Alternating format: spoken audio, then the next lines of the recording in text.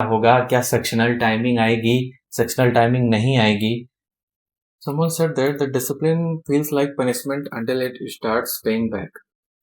मतलब क्या हुआ कि डिसिप्लिन एक ऐसी चीज है, वो आपको तब तक पनिशमेंट लगती है, सजा लगती है, जब तक आपको उसका रिजल्ट मिलना शुरू नहीं हो जाता। जय हिंद दोस्तों, स्वागत है आप सभी का आज के इस नए वीडियो में। मेरा नाम है मोहित कुमार दुबे और मैं जीएसटी इंस्पेक्टर हूँ। आज की ये वीडियो होने वाली है डिसिप्लिन के ऊपर। आपको पता है कि एसएससी सीजीएल का फॉर्म आने वाला था अराउंड 30 मार्च को। 30 मार्च के अराउंड फॉर्म आने वाला था और आज लगभग अप्रैल बीत चुका है और मई स्टार्ट होने वाला है, पर सीजीएल का फॉर्म अभी तक नहीं आया। अब हमें अपने आप को इस सिचुएशन में, ऐसे समय में कैसे संभाल के रखना है, भटकने से बचाना है, वही हमें डिसिप्लिन सिखाता है। आपको एक कहानी बताता हूँ। मैं अपनी इंस्पेक्टर के इंडक्शन की ट्रेनिंग में था और एक लास्ट में फेयरवेल फंक्शन था। फेयरवेल फंक्शन में मैंने एक सॉन्ग गाया था और उस सॉन्ग से पहले मेरा इंट्रो देना था जो लोग एंकरिंग करने थे। और एंकर ने मुझसे पूछा अपने बारे में कुछ बताइए। मैं ज़्यादा बातें करता नहीं था, इसलिए लोग कुछ खास जानते नहीं थे। पर एंकर ने मुझसे पूछा अपने बारे में, आप कुछ बताइए, आपको क्या पसंद है, आप कहाँ से हैं। तो सारी चीज़ें मैंने बताई। मैंने बताया मुझे डिसिप्लिन रहना पसंद है। तो एंकर हंसने लगा कि यार डिसिप्लिन रहना पसंद है, आप यंग एज में हो, इस एज में लोगों को एडवेंचर्स करना, मस्ती करना, हंसी मजाक करना और अदर सारी एक्टिविटीज करना पसंद होता है। आपको एडवेंचर करना नहीं पसंद है, आपको डिसिप्लिन रहना पसंद है। ये शॉकिंग होता है लोगों के लिए। और जाहिर सी बात है, लोग शॉक करते हैं कि कैसे कोई डिसिप्लिन रहना पसंद कर सकता है, किसी का फेवरेट डिसिप्लिन होना कैसे हो सकता है। अब मुझे क्या लगता है कि लाइफ जो है आपकी, वो आपकी चाहे पढ़ाई हो, चाहे आपकी रेगुलर लाइफ हो, चाहे आपकी वर्क लाइफ हो, जिस भी लाइफ के सिचुएशन में आप हैं, अगर आप उसमें डिसिप्लिन्ड हैं तो आपकी चीज़ें आसानी से और अच्छे से हो सकती हैं। वो चाहे आपकी हेल्थ से रिलेटेड हो, वो चाहे आपकी जॉब से रिलेटेड हो, वो चाहे आपकी पढ़ाई से रिलेटेड हो, वो आपकी चाहे रिलेशनशिप से रिलेटेड हो, हर चीज़ में थोड़ा सा। फिलहाल यहाँ पर बात पढ़ाई की होने वाली है, तो थोड़ा सा पढ़ाई को लेकर बात करते हैं कि कैसे हम डिसिप्लिन रहें और हम कैसे प्री के एग्जाम आने तक अपने आप को किसी भी तरह के भटकाव से बचाए रखें। अब इसमें दो तरह के स्टूडेंट्स होंगे। एक तो ऐसे होंगे जो अभी हाल फिलहाल में तैयारी शुरू किए होंगे और उसमें लगे हुए होंगे, और एक स्टूडेंट ऐसे होंगे जिनकी अच्छी खासी तैयारी होगी, वो बस एग्जाम का वेट कर रहे होंगे। दोनों के लिए रिस्क होता है एग्जाम का टलना। लोग सोचते हैं एग्जाम टल गया, अभी तक वैकेंसी नहीं आई हमारे पास और टाइम मिल गया।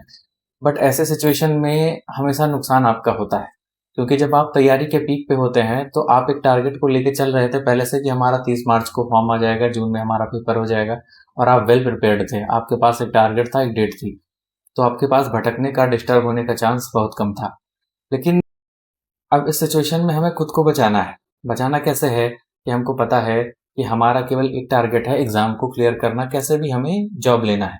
अब आपके लिए ये चीज़ मायने करनी ही नहीं चाहिए कि आपका एग्ज़ाम कब आएगा, फॉर्म कब आएगा, डेट कब आएगी, प्री में क्या होगा, क्या सेक्शनल टाइमिंग आएगी, सेक्शनल टाइमिंग नहीं आएगी, मायने नहीं रखता। इन चीज़ों को जितना आप सोचेंगे उतना आपका एग्ज़ाम, आपका कॉन्फिडेंस, सारी चीज़ें डिस्टर्ब होंगी और आपका रिजल्ट प्रभावित होगा।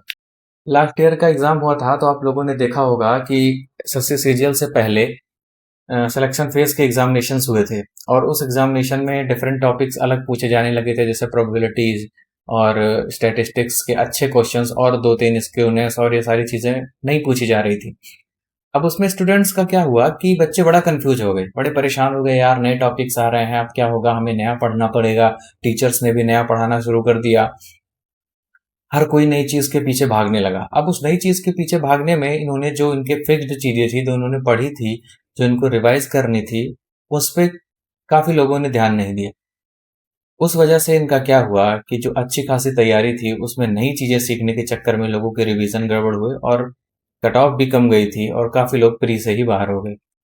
इसलिए डिसिप्लिन रहना बहुत इंपॉर्टेंट है लाइफ के हर फेज में। अभी आपकी तैयारी अच्छी चल रही है, आप अच्छे फेज में होंगे, आपने टारगेट करके रखा होगा कि हमको ये पोस्ट चाहिए, ये चीजें चाहिए, उसी हिसाब से आप अपनी पढ़ाई पे अच्छे से फोकस्ड होंगे। तो आपको वो फोकस्ड बिल्कुल बनाए रखना है, ये मानते हुए कि जब भी, जिस दिन भी मेरा एग्जाम पड़ेगा, मैं अच्छा दे के आऊंगा। किसी भी चीज को माइंड में इतना जगह मत दे दीजिए, इतना मत सोचिए कि वो चीज आपके ऊपर हावी हो जाए और उससे आपकी लाइफ, आपका और सारी चीजें यानी आपकी पढ़ाई प्रभावित हो जाए। और अगर आपने उन चीज़ों के बारे में इतना सोचना या समझना या परेशान होना, ज़्यादा थिंकिंग, ओवर थिंकिंग की, तो 100% वो आपका रिजल्ट अफेक्ट करेगा। तो सबसे अच्छी बात क्या है कि जो चीज़ आपके हाथ में नहीं है उसको सोचना बंद कर दीजिए। आपको करना क्या है कि आपका सिर्फ एक काम है, हमारा काम है पढ़ना और बेहतर करना। अगर सेक्शनल टाइमिंग आती भी है तो आपको उसके लिए मेहनत करना है।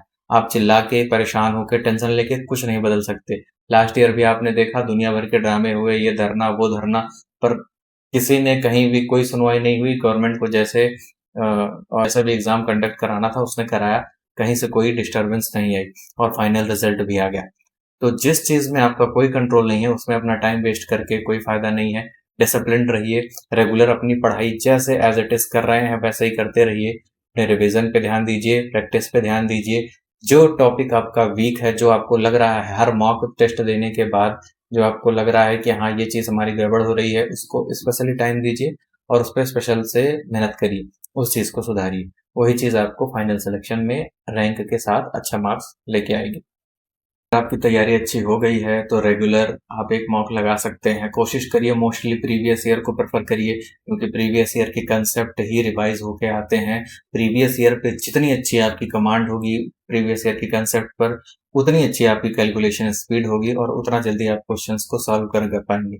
यही चीज़ आपको हेल्प करेगी अगर आपका क्या कहते हैं सेक्शनल टाइमिंग आती है तो। अभी उसकी कोई सूचना नहीं है, कोई इन्फॉर्मेशन नहीं है आएगी या नहीं आएगी। जो भी होगा वो आपको नोटिस आने के बाद ही पता चलेगा, बट उस पर सोच के अभी से अपनी पढ़ाई को डिस्टर्ब मत करिए। कंटिन्यूअस पढ़ते रहिए और मेहनत करते रहिए। डाउट्स हैं, कुछ टॉपिक है आप जानना चाहते हैं कैसे क्या मेहनत करें, कैसे पढ़ें या कैसे प्रैक्टिस करें अगर सेक्शनल टाइमिंग आती है, तो उसके लिए भी तो मैं आपके लिए कोशिश करूंगा उस पर कुछ अपनी एडवाइस दूं। और अगर आप पर्टिकुलर कोई इन्फॉर्मेशन चाहते हैं तो आप नीचे कमेंट कर सकते हैं। चलिए, जल्द मिलेंगे नई वीडियो के साथ, तब तक के लिए जय हिंद।